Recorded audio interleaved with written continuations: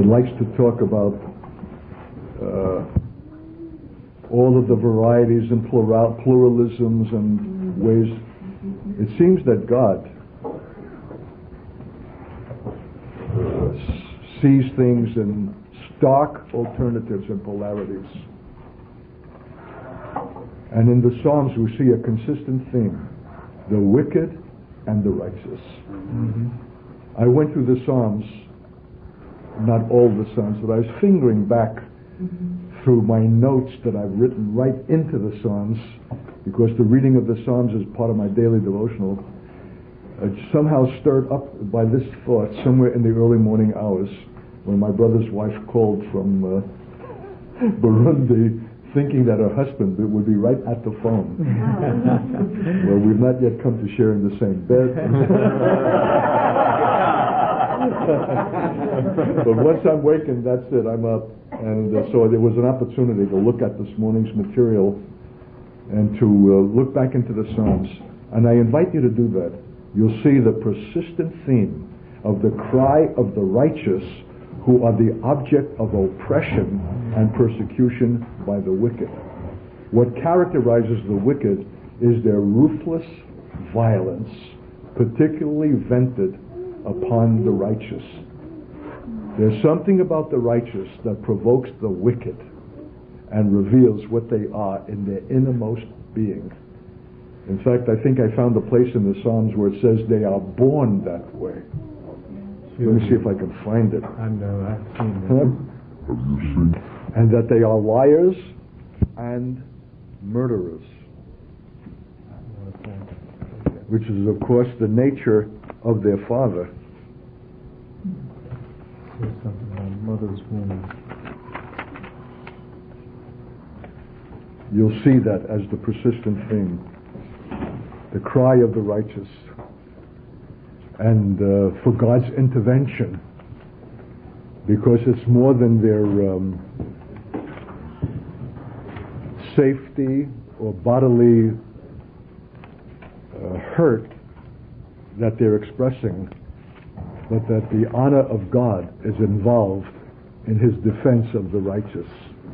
It's God's name and honor standing for righteousness that is more the wellspring of the cry of the psalmist than it is their own personal safety. It's wanting God to show himself, because their detractors are saying, "Where is your God?" It's an object of scorn and derision that somehow God seems to be absent from the defense of his own saints, and that they are the merciless and defenseless victims of the wicked. So get into the texture of the Psalms and see how that resonates virtually through every psalm, and the cries that are registered there.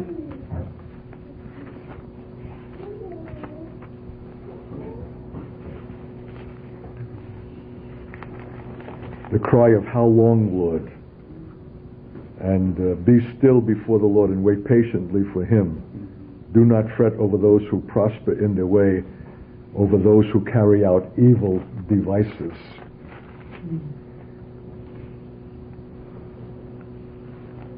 You deliver the weak from those too strong for them, the weak and needy from those who despoil them.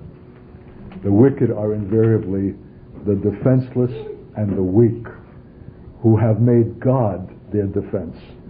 The Lord is my refuge, my tower, my strength. That very conviction and very announcement to the principalities and powers is a clear invitation to be the object of oppression.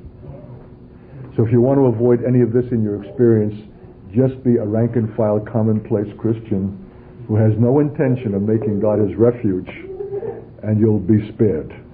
But in this radical utterness of casting yourself upon God and not seeing to your own strength as your safety, the powers of darkness hate such a one and will test him. And the Lord allows it, evidently, as we can read in the cry of the psalmists who are experiencing this oppression without the immediate relief of God.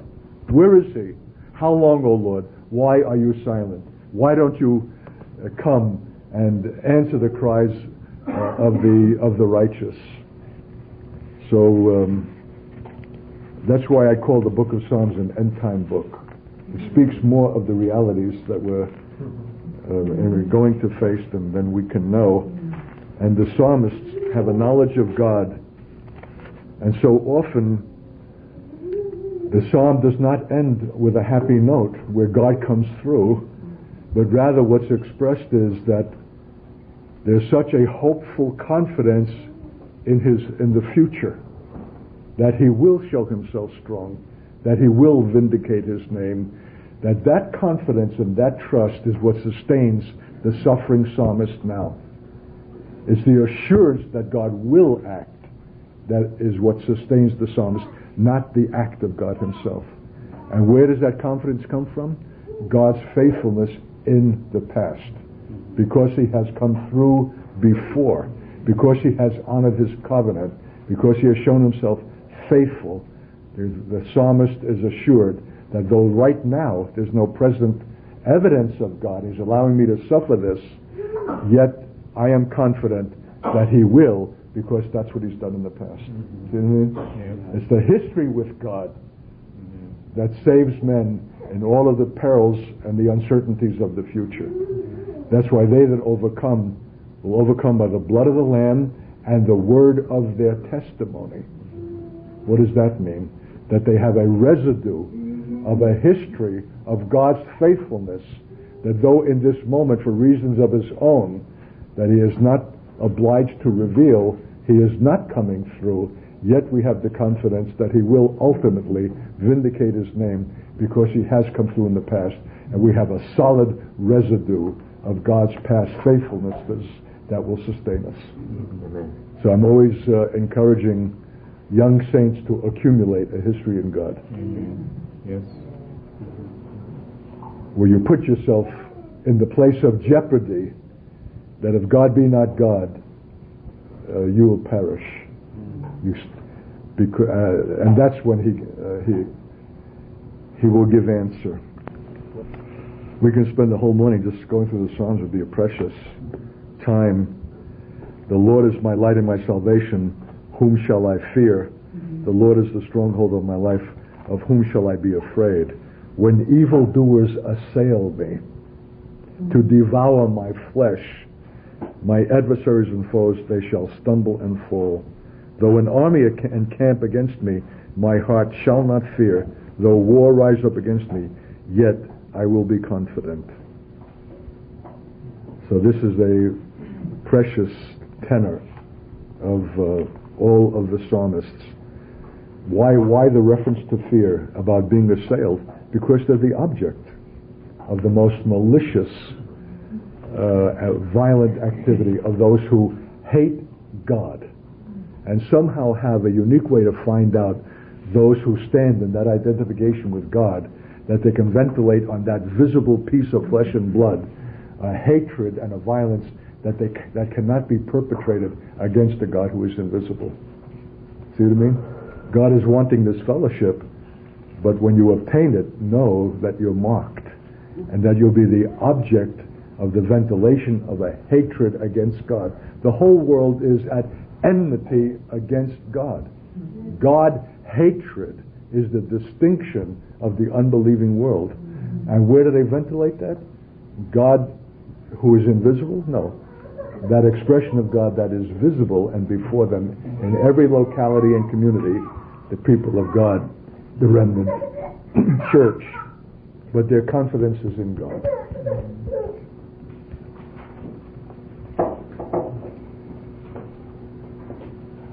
It doesn't say if evildoers will assail me, but when they assail me.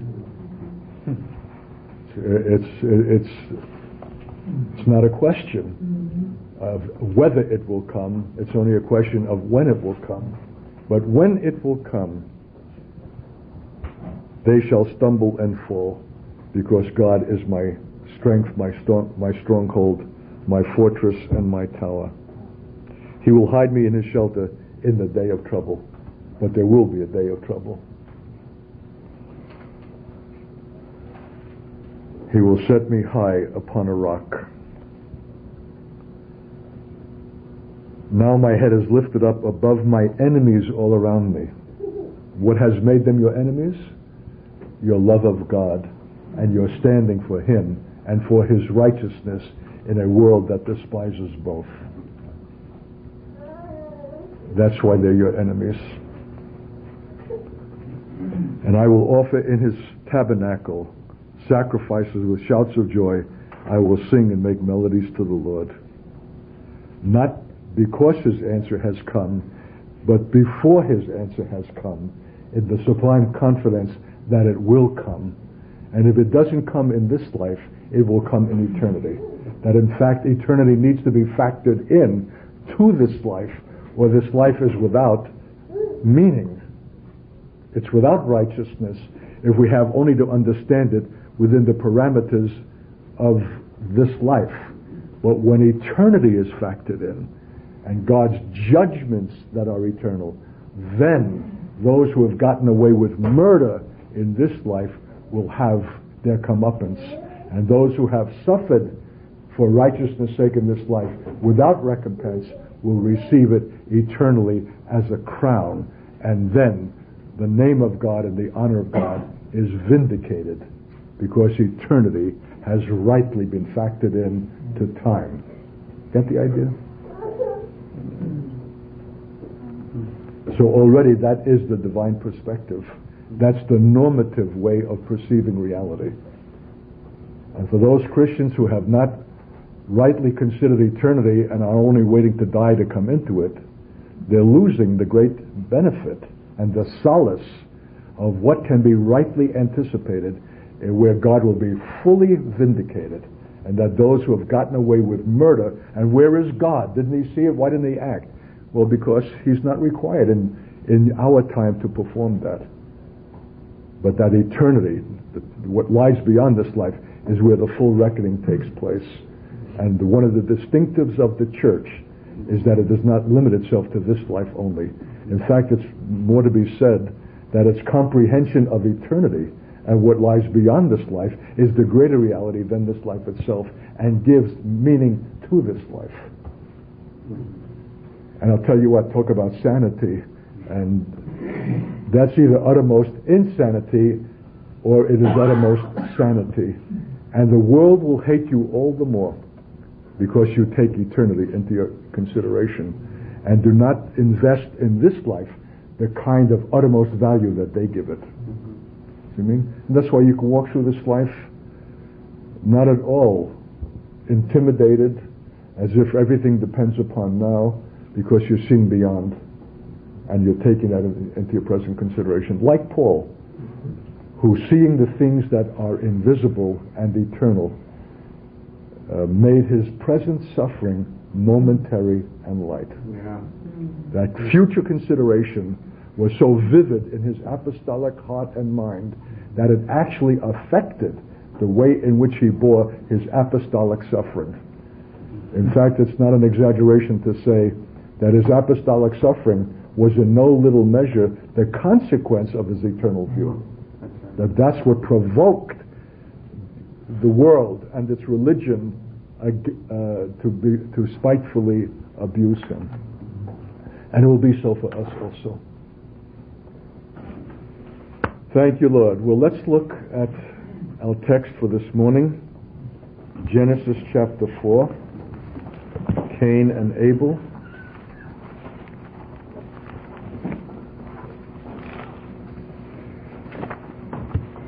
Cain is the first fruit, the first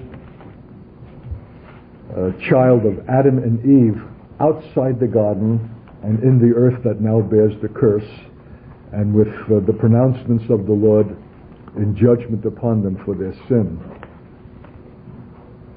So now the man knew his wife Eve, and she conceived and bore Cain, saying, I have produced a man with the help of the Lord. Next she bore his brother Abel. Now Abel was a keeper of sheep, and Cain a tiller of the ground. In the course of time, Cain brought to the Lord an offering of the fruit of the ground, and Abel for his part brought of the firstlings of his flock. their fat portions. And the Lord had regard for Abel and his offering, but for Cain and his offering he had no regard. So Cain was very angry, and his countenance fell. The Lord said to Cain, "Why are you angry, and why has your countenance fallen? If you do well, will you not be accepted? And if you do not do well, sin is lurking at the door. Its desire is for you, but you must master it." Cain said to his brother Abel, "Let us go out to the field." And when they were in the field, Cain rose up against his brother Abel and killed him. Then the Lord said to Cain, "Where's your brother Abel?" And he answered, "I don't know. Am I my brother's keeper?" And the Lord said, "What have you done? Listen, your brother's blood is crying out to me from the ground, and now you are cursed from the ground, which has opened its mouth to receive your brother's blood from your hand. When you till the ground, it will no longer yield to you in strength. You will be a fugitive and a wanderer on the earth." Cain said to the Lord, "My punishment is greater than I can bear." Listen to this self-pity. Yeah. "Today you have driven me away from the soil, and I shall be hidden from your face. I shall be a fugitive and wanderer on the earth, and anyone who meets me may kill me." Then the Lord said to him, "Not so. Whoever kills Cain will suffer a sevenfold vengeance."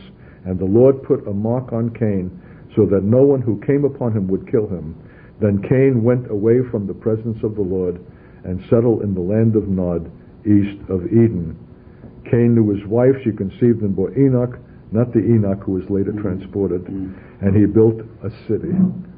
And from that city and the progeny that issue from Cain is the beginning of the entire revolt against God by the nations, and the beginning of the advent of technology and everything adverse to God. How shall I say that? But that it has its origin out of the line that issues from Cain. So isn't it remarkable in the biblical narratives how the polarities are from birth? Esau and Jacob, Isaac and Ishmael, probably there are other, Joseph and his brothers. There's like a holy line, a holy seed, and then right alongside and parallel with it, the complete antithesis. It's the flesh and the spirit, and the one lusts against the other. And that seems to be a theme right till the end of the age. What shall we say about the end of the age? How about the church? Will there be a remnant church that is in the continuum of the holy line of Abel and Seth, and another bearing the same word and name, using the same vocabulary, but not only being opposite in character and kind and spirit, but ventilating an anger against the other, even unto murder and death, who will kill us and claim they are doing God a service? Because it's interesting that the first act of murder is over the issue of sacrifice and altars. So there's a lot here that needs to be dug out and explored, and you need to participate in this, because I don't have definitive understandings. And you notice again how sparse the scriptures are? Isn't that remarkable? Yeah. This is so unique a form of literature that you can probably say it's only half written. There's an intention in God in keeping it this lean, that in order to complete it and to give us the fullness of meaning, something is required from the reader. Something is required from the student of the Word, in which God completes what is only hinted at. That there's required an active interaction with the Word by the Spirit to bring about the completion of its understanding. And that those who are not willing for that painful interaction, being called upon and summoned up out of their own deeps to wrestle with this and to be dealt with in this, to see our correspondence not only with Abel but with Cain. And maybe there's an Abel-Cain dichotomy going on in our own hearts. There's a war between flesh and spirit, that is needing to be resolved, that we might be the one thing or the other. So it's not an abstract reading. It's not an academic reading. It's a costly reading. Right? We're finding ourselves writ large here. We're being identified. It's not some kind of thing salted away as a chronicle, finished and past, and we're reading it with kind of the curiosity of a mild historical interest. This is living. This is the issue of Burundi and the what are the two tribal groups? The Hutu and the... This is fratricide. This is brother against brother. This is tribe against tribe. This is not black against white. This is black against black. There's something here that will give us an illumination there. And maybe illumination of such a kind not only to understand that fratricidal genocide, but even to be in a place to stand against it for the future. To speak to nations and to men, to before their short fuse is ignited, to identify for them what the root of their anger is, which if it's not met will culminate in murder. And in fact, in the very text, do we not have that? Does not God speak to Cain before the murder? Yes. That if he had been heeded in the admonition that were given, it need not have taken place. See how fraught with instruction this is?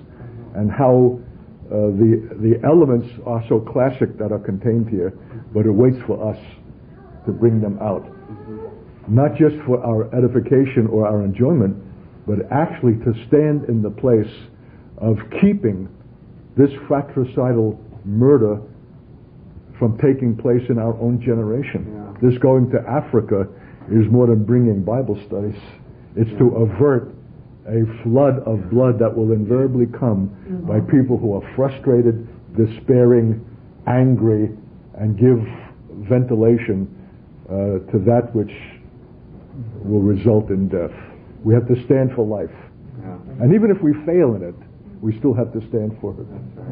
Why God would take those pains to spare him is a remarkable thing.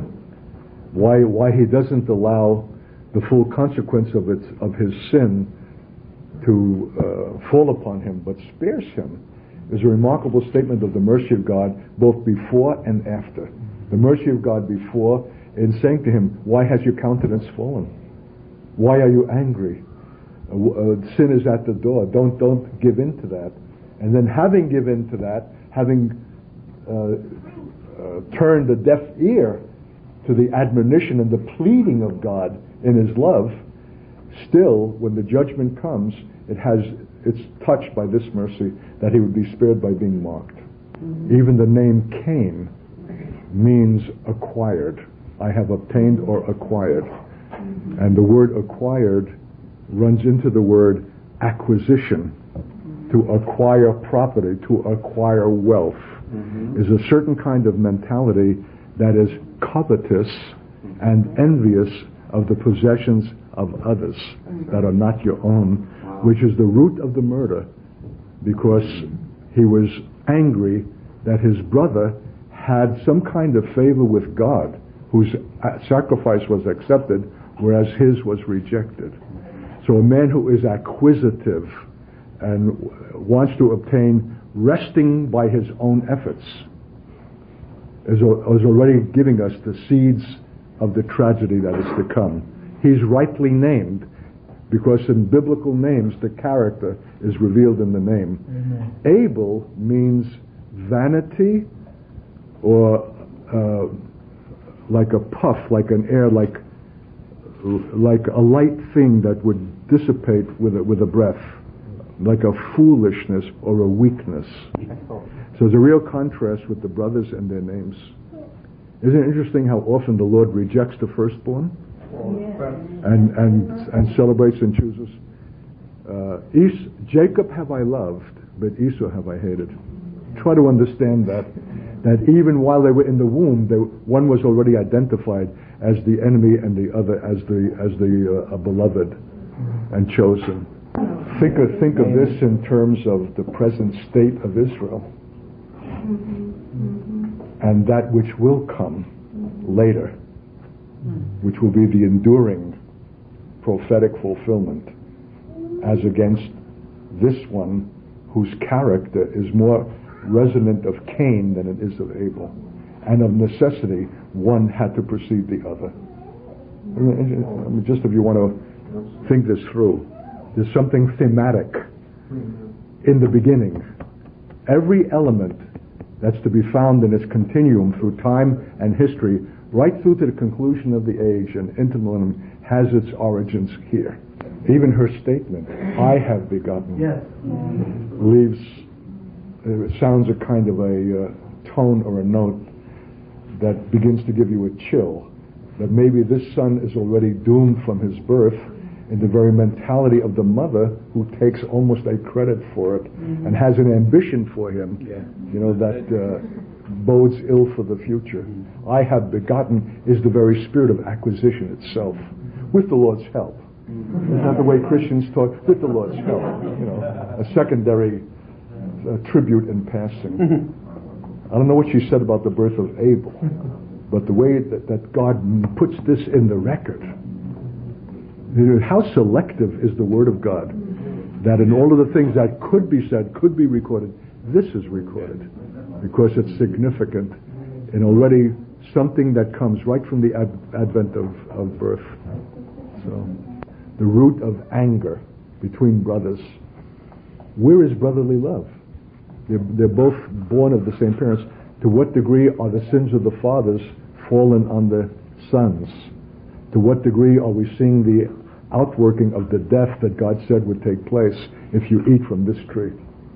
Death not only in terms of the abbreviation of longevity of life, but death in the form that it's going to take in anger and murder. Something was sown that is now beginning to have its repercussions and expression that we need to know about. Because what is God's judgment?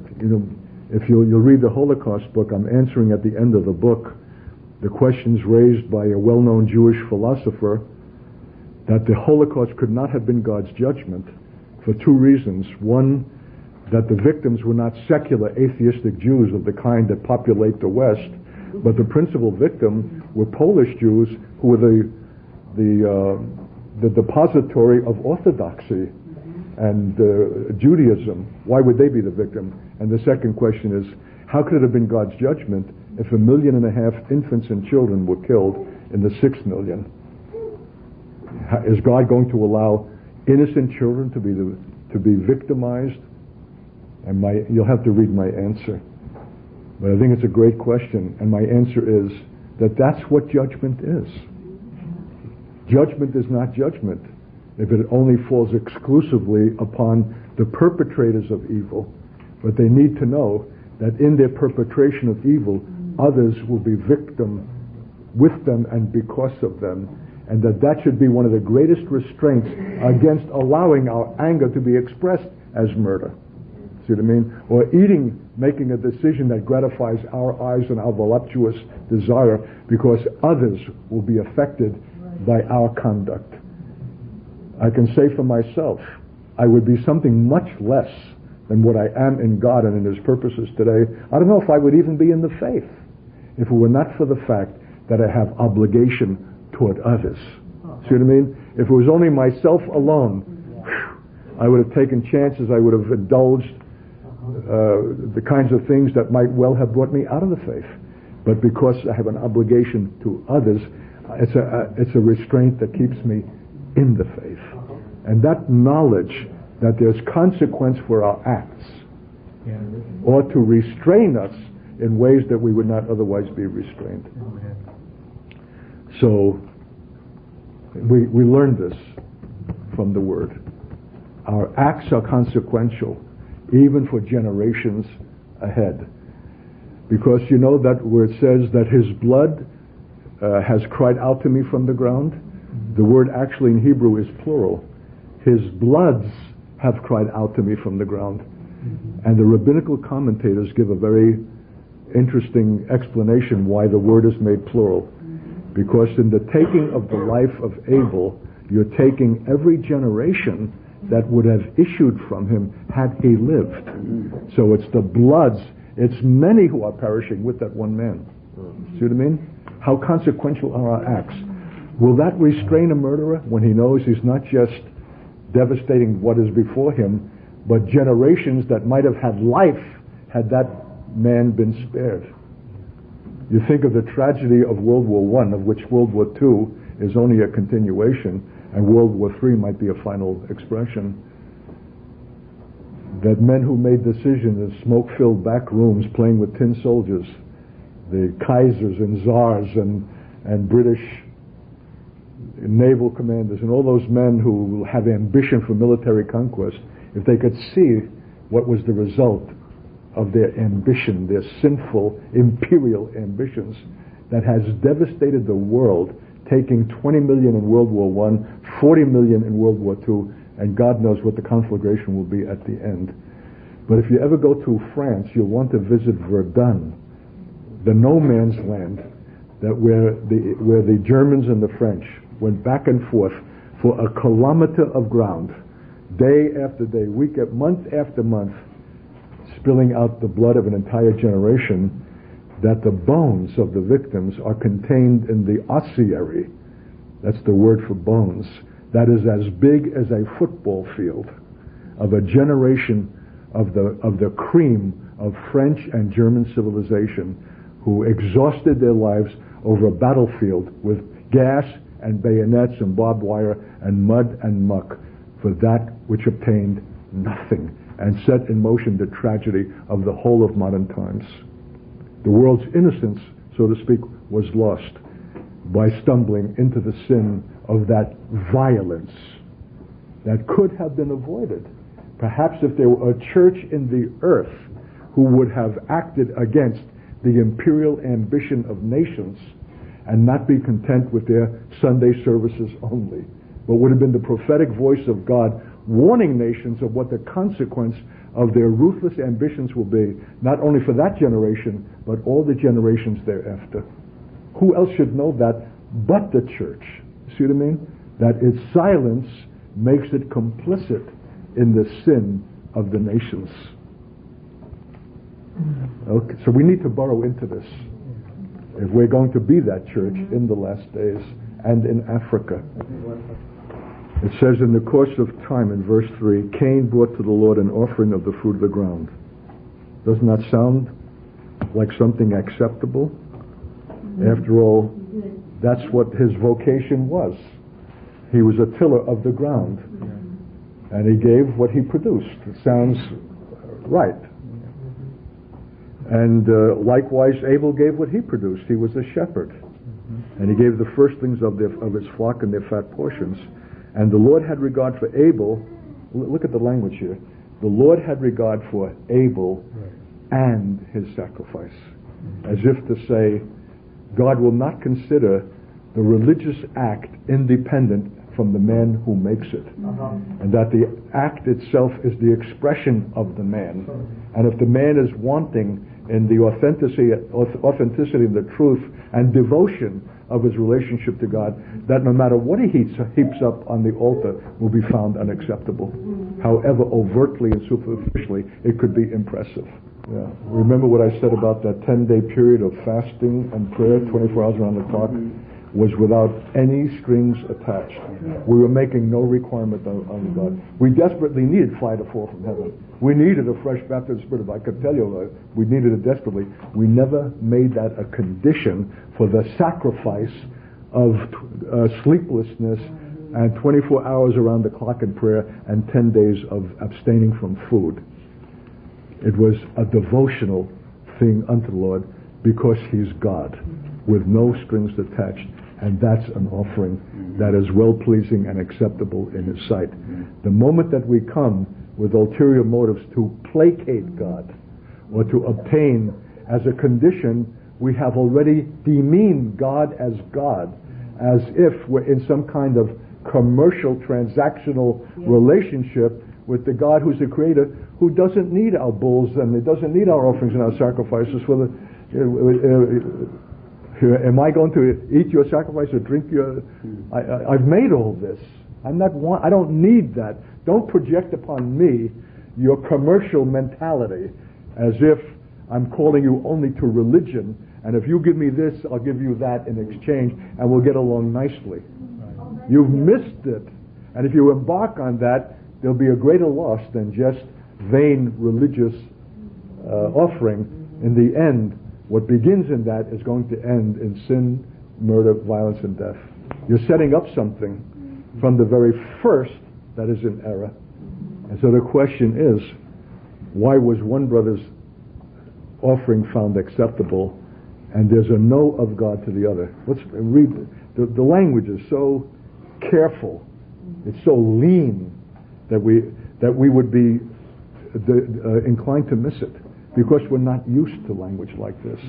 We're not used to being spoken to like this, and what we read in newspapers and magazines over triviality is so verbose, is so inundated in words. They go on and on, almost that the more shallow the content, the greater the quantity of words. Here, in the greatness of the content is the sparing of words, but it makes a requirement of us to dwell on every word that has proceeded from the mouth of God. And when God says no, which is the word here, for Cain and his offering he had no regard. Not that he had little regard. He had no regard.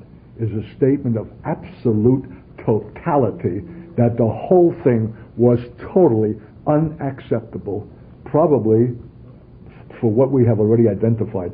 Its motive stank. It's not what was given, but the spirit in which it was given, the mentality in which it was given, was found altogether unacceptable. And if that was true for Cain, to what degree is it true for us? Dum, da-dum, dum. I'm waiting for that. How much are we doing with this unspoken premise underlying our conduct for God of placating Him, or what it will get us, or what we will obtain if we do it? I have my daily devotional. I've read 3 chapters. What do you want, a medal? What do we have, this mechanical and arithmetical formula of what we have to do in order to satisfy God's requirement? And it's always a minimal requirement. And I often quote from my high school teaching days how the students would come to my desk the first day of class. Mr. Katz, what is the minimal amount that I need to do in order to get by? That's the mentality of the world. What's the minimal amount needed in order to get by? But God says, my house is a house of sacrifice. And what He gave was not minimal. Now that raises a good question. So what is signified in offering something from the cursed ground that he thinks God will accept, and has no compunction or even the thought to offer blood, which would have been a more expensive, costly thing to obtain? In fact, it would have required the humiliation of obtaining the lamb from his brother, who is the shepherd, and he could not bring himself as the older brother to condescend to come to a younger and ask him for that which was needful. So there's a tremendous issue of pride here, and an issue of disrespect that thinks that God will be accommodated to our understanding, and that He will find acceptable what we're putting before Him. Raises the question, first, of a lack of having the curse of God on the ground fixed on the tiller of the ground.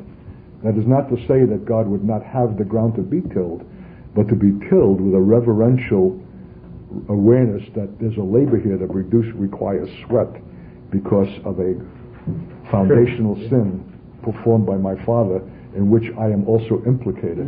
And therefore, even as I labor, it's with a respectful reverence of a God who has pronounced that judgment, and anything that comes out of such a ground is a pure grace. But that I'll not offer it as a sacrifice. There's one thing that Cain lacked. He lacked a reverential understanding of God.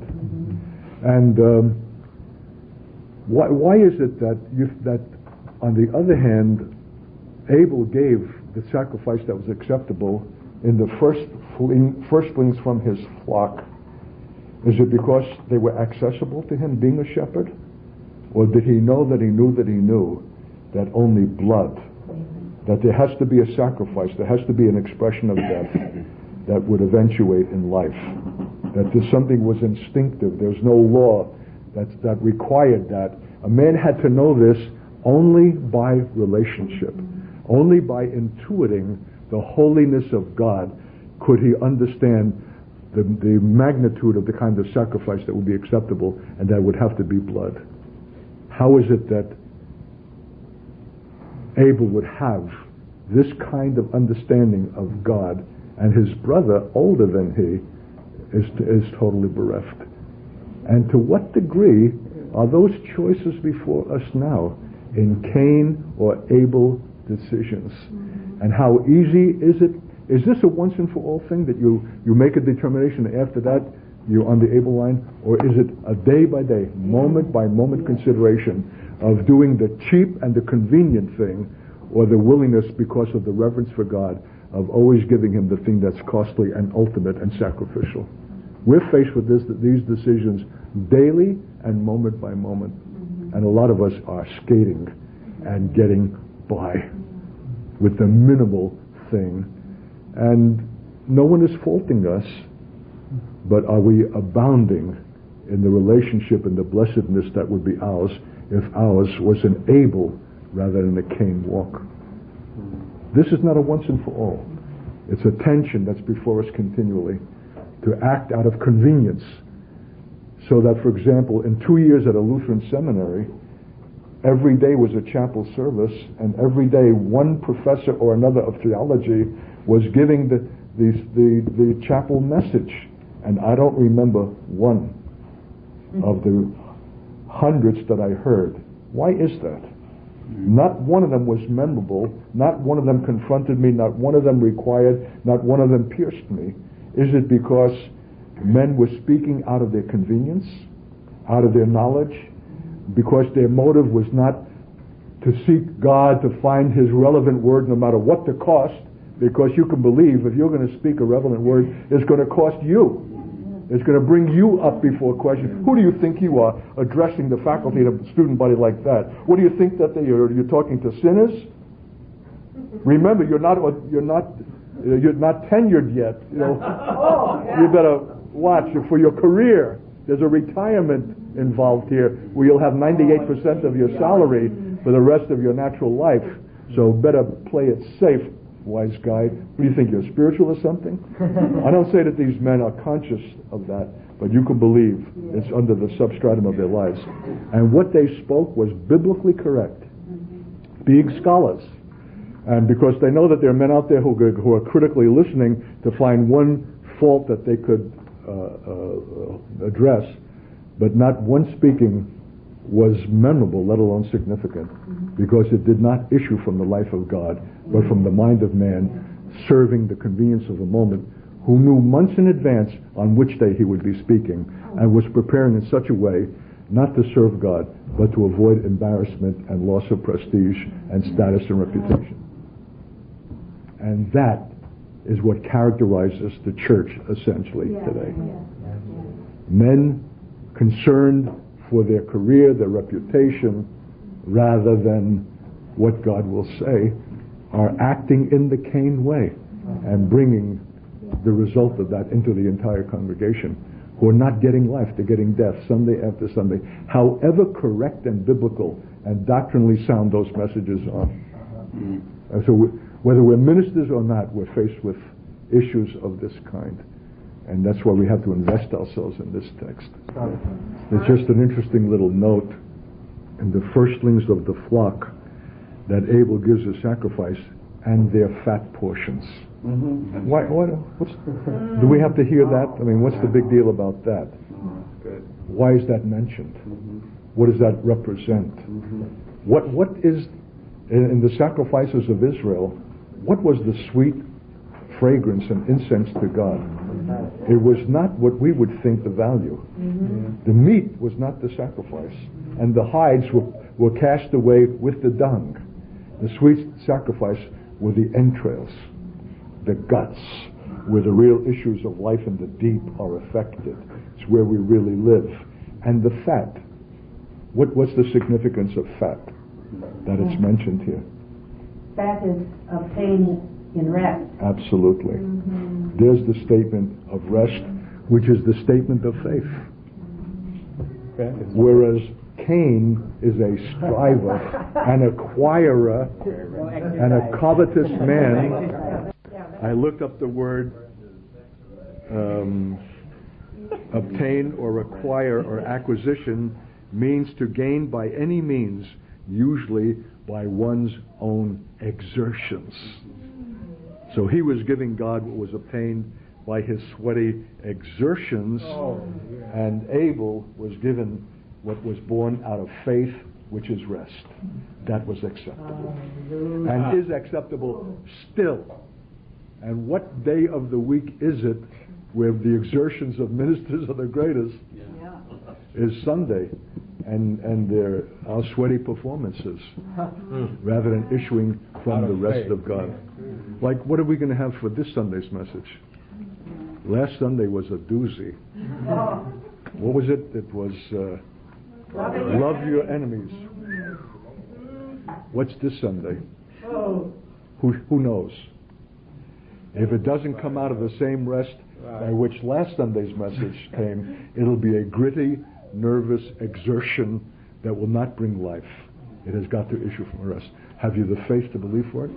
If you're the speaker on Sunday? Well, you can believe for me, huh?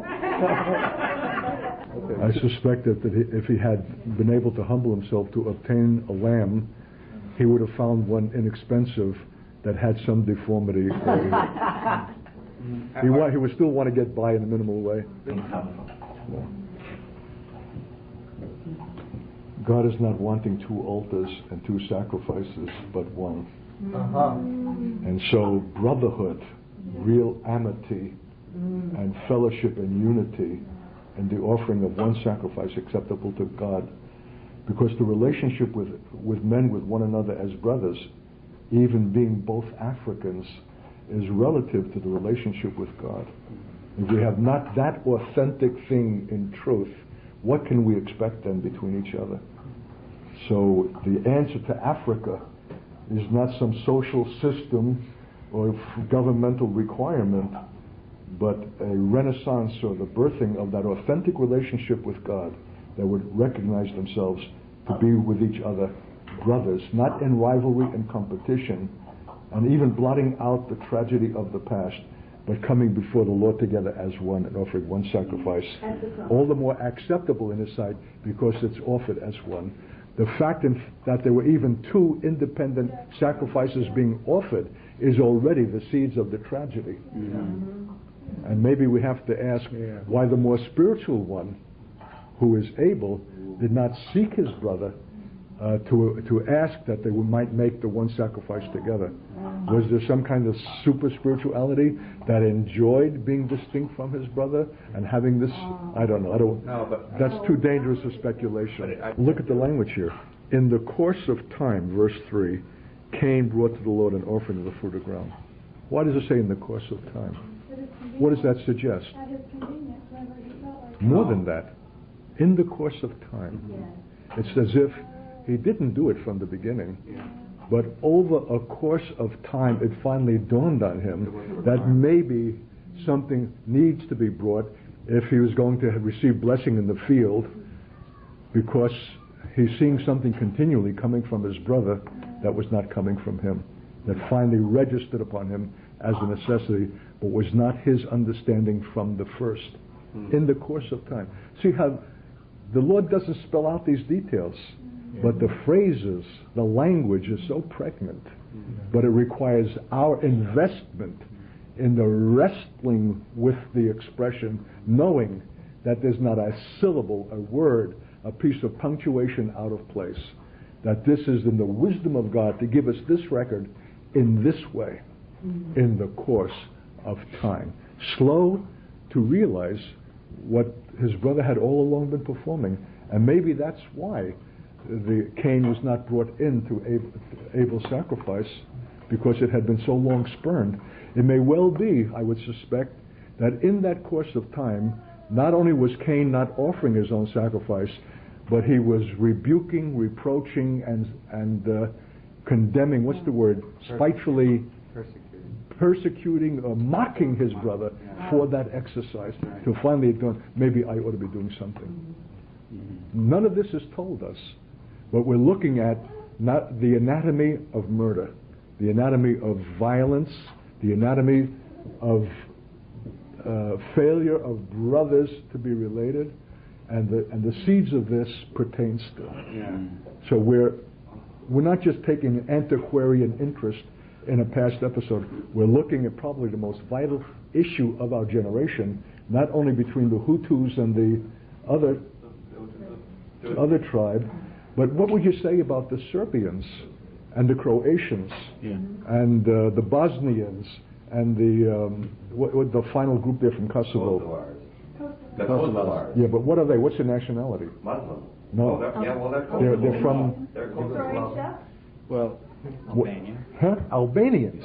They're Albanians and Muslims, but ethnically and racially they are Slavs. Yes, it's the same. They became Muslims out of the Turk-Ottoman dominance in the 15th, 16th centuries and retained that as a religion of convenience, whereas the Orthodox and the Catholic remain, quote, Christian, and then there's been conflict and war and fighting over the generations, over these religious differences, so that when one has an opportunity to ventilate the anger of the historic past when they were on the receiving end, they do it with a vengeance. So, but yet ethnically, like the Africans, they are racially the one, but in terms of a tribal difference or a tradition or a religious distinction or some episode out of the past, they are enemies. And they ventilate that with such unbelievable spite.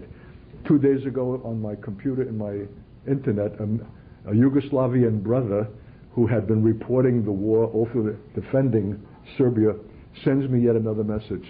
He says, the UN inspectors have not found 100,000 graves that have been reported of those men who were shot in cold blood and buried in surface graves. They've only found 3,000, and maybe at best they'll find 9,000. So he says the whole report of Serbian atrocity is greatly exaggerated, and the war and the bombings of Yugoslavia therefore were unjustified. So I answered him and said, since when is atrocity the issue of number? Doesn't matter whether it's 300,000, 100,000, or 3,000, or 3, but cold-blooded murder in anger and violence and defenselessness is the crime. And God's judgment using the United States was not excessive at all. And you need to bring that message of repentance to your nation and stop justifying them. Here's the great question, just before our break. How is it that Cain, in seeing that his brother's offering was accepted and his refused, was not contrite and broken at the failure of his offering to find equally an acceptance?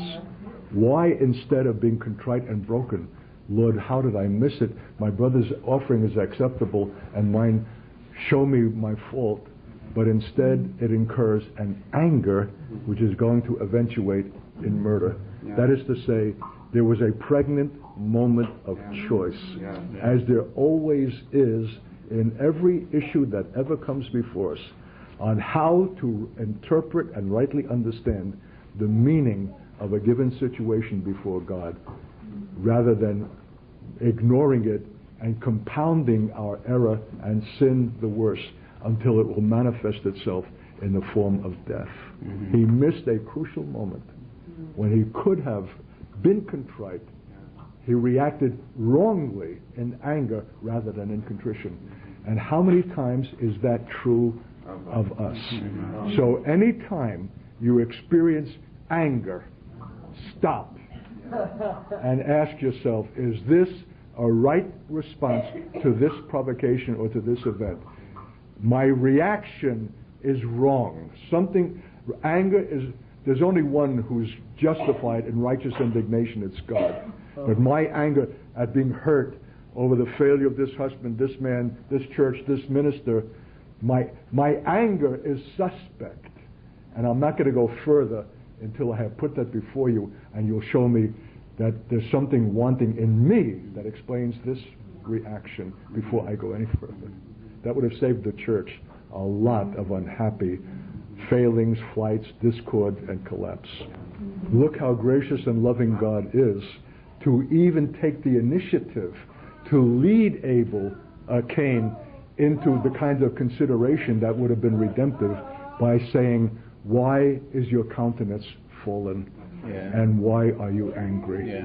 Not allowing the man himself to speculate, but even giving him drawing out his heart to consider, is the marvelous grace and mercy of God that was completely ignored. So we're beginning to get something of the anatomy of sin, where even the sin is so hardened that it's impervious to the wooing of the tender graces of God that could have saved Cain from murder. Though the record is so sparse, we're not told. But we can see from his actions and his attitude, there's already a history of sin that has hardened to the point that now makes him even deaf to the wooing of God and sets in motion the rest of that tragedy. But how did Cain know that Abel's sacrifice was accepted and his own was refused? How would they know? And for that I'm indebted to Matthew Henry, who says, likely the accepted sacrifice was consumed by a fire that fell from heaven. Wow. That's right. And the other was left standing there to rot and to reek. Is God still acting like that today? And can we tell the difference where his fire has fallen and the other thing that has offered is only reeking? Or are our own assessments so dull that we can't even tell the difference, and we're going on blithely in our ignorance? Remember, David said that he would not offer to the Lord what cost him nothing. Amen. Amen. That's why God loved David. He was beloved because he knew that if it's cost-free, it's unacceptable to God. How about this school? How about Ben Israel? How about what has the potential now to touch Africa? Was that cost-free? Is this school a snap? Are we pulling this out of our briefcase session by session?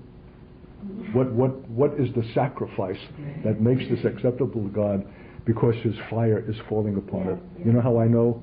Because someone is breaking, someone is weeping, someone is being challenged, someone is examining their life in the light of what God is saying. He's approving. It's a sacrifice. I'm getting a little Holy Ghost, Johnny. Thank you, Lord. And Lord, it's a small sacrifice. Thank you for receiving it and honoring it with your fire. God forbid we should have gone through these days and only received some mechanical instruction. It was a good time. I really enjoyed that blah, blah, blah.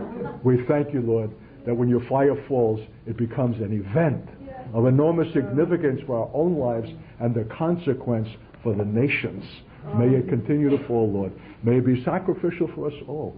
May more of us be finding ourselves up at 3 or 4 in the morning, praying for that day's class and whatever else is required, that this will be found in your sight acceptable.